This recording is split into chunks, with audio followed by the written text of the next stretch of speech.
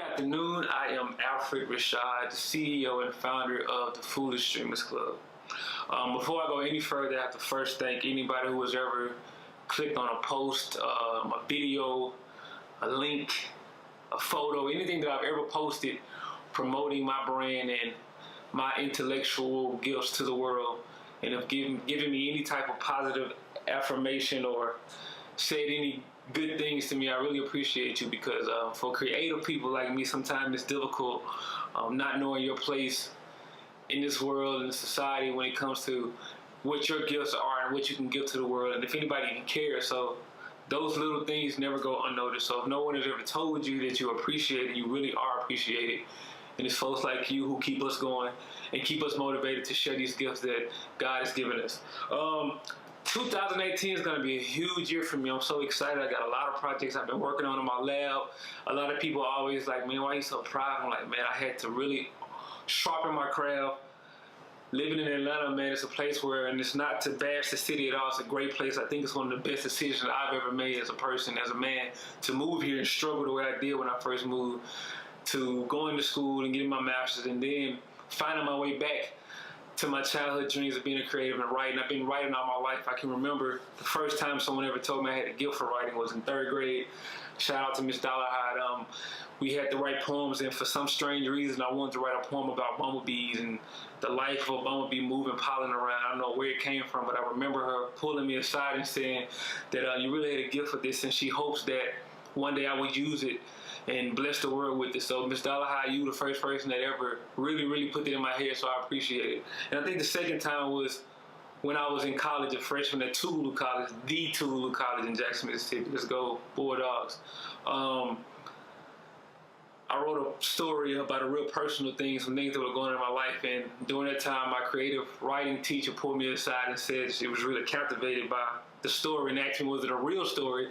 And I told her it was, and she was like, man, I hope you keep working on this gift because you have it. So I'm thankful for her as well for giving me those words. And even though it took a long time for me to finally get to this place where I'm like, you know what, it's either that or nothing, I'm here. And so I'm really excited about it.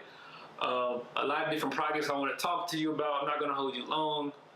I know attention span is 3 seconds, and I've already been here for a minute. So first I want to talk about Rise of a Deity. That's my first short film. It's coming out really soon. Putting the last couple of sprinkles on the Salt Bay. Hey, putting the sprinkles on it. It'll be out really soon. Rise of a Deity, believe it or not, came from a screenplay I wrote. Little on me trying to write a movie, right?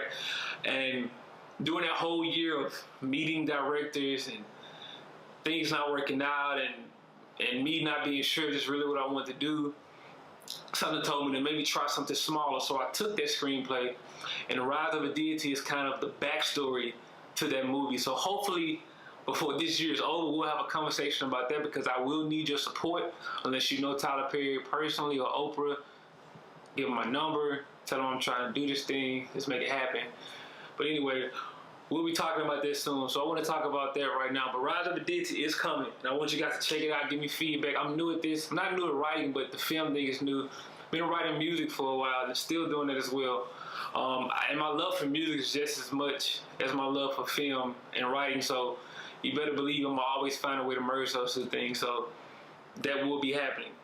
Second thing I want to talk about is this new series I'm starting calling Excerpts. And Excerpts is these really small vignettes. I call them short films. They're not really films, but they're streams of consciousness or conversations I've had with folks, or dreams I've had, or experiences I've had that have impacted my life in some type of way.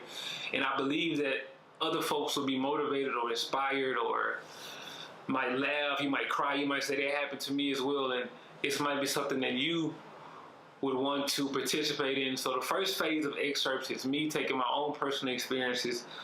But the second phase is for me to reach out to other folks and allow them, and hopefully they will allow me to tell their story and add some visual elements to their story.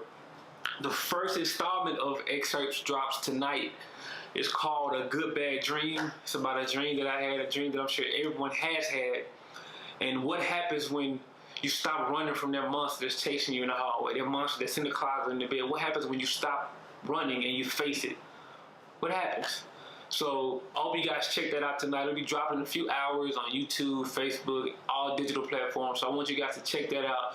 This is, I guess, my first directorial debut where I actually was behind the camera telling this cameraman what to do. So I'm excited about this. I'm kind of using this as my film school. I reached out to different directors to give me critiques on, what I'm doing and what they think I could do better. I did the editing, I did the sound, I did all of the editing, I did everything. I directed it. Shout out to my bro DB and my bro Marcus, man, for coming through. Something that we did, nothing really huge, but just a really small project. I want to do a couple more of these, and they will get larger as I get better at all those different things. So I'm really excited. Before I leave, I just want to tell people just kind of what even inspired me to create the Foolish Dreamers Club and like what it's about, what it means. Shout out to 1D, man. I hope the 1D watches this. I always tell him when I talk about my brand, I'm gonna make sure everyone knows his name. 1D, man. 1D is a good dude. One of the first creatives I met in Atlanta who didn't ask me how much my budget was. He was just like, man, let's just work. Let's just get together and see what we can create. So one always has a special place, and anytime I can help, bro, I will do that. I'm sure he'll do the same for me. I remember when we was in the corner of an apartment and I'm singing on the mic in the corner. Now my bro has a full studio in his basement. So God takes care of good people. But I remember it was like 2013, he sent me this beat and it was a sample of a Commodore song. I think it's called Zoom, and I heard him say Foolish Dreamer, and some just stuck with me because when I think about myself and kind of how I interact with the world, people always say, boy, you crazy. People been telling me that all my life. And I think just because I just kind of find the humor and the something in all situations, and I always go left. Sometimes it's to my detriment, but sometimes, I'm just known to just think outside the box a lot. And I know in society we have been taught and conditioned to, fit inside this box. And speaking of fitting inside this box, I want you guys to check out a video I put out last year where I kind of first mentioned the brand, and check that out. I kind of talked about those things, that when you're a child, you have all these amazing things you want to do and out of the box things you want to do most of the time, whether it's a parent or a teacher or a big brother, sister.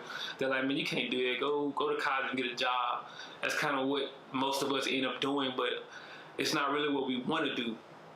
And Foolish Dreamers Club was created to provide a space for content creators where we can, wherever our mind leads us, whatever type of stories you want to tell, what type of images you want to put out, we're able to do that. So I'm excited about getting that thing off the ground. I'm still building it, still developing it, and trying to figure out how to connect with other people to make it more of a household name. But I'm being patient with that. And while the Foolish Dreamers Club is building, Alfred Rashad, myself, who I will continue to put out projects and continue to work to bless the world with my gifts. I really hope you guys enjoyed excerpts tonight. Please send me feedback. Let me know what you think about it. You got my number, shoot me a text. If you got my Instagram, hit me up in my DM. If you got my Facebook, send me a message. Don't poke me, though. Don't poke. Yeah, just stay tuned, man. Hopefully, maybe I'll start doing this blogging stuff. I don't know. What y'all think? Hey, I'm just kidding. But this is Alfred Rashad. Thank you for tuning in. Stay tuned. Big things coming. Peace.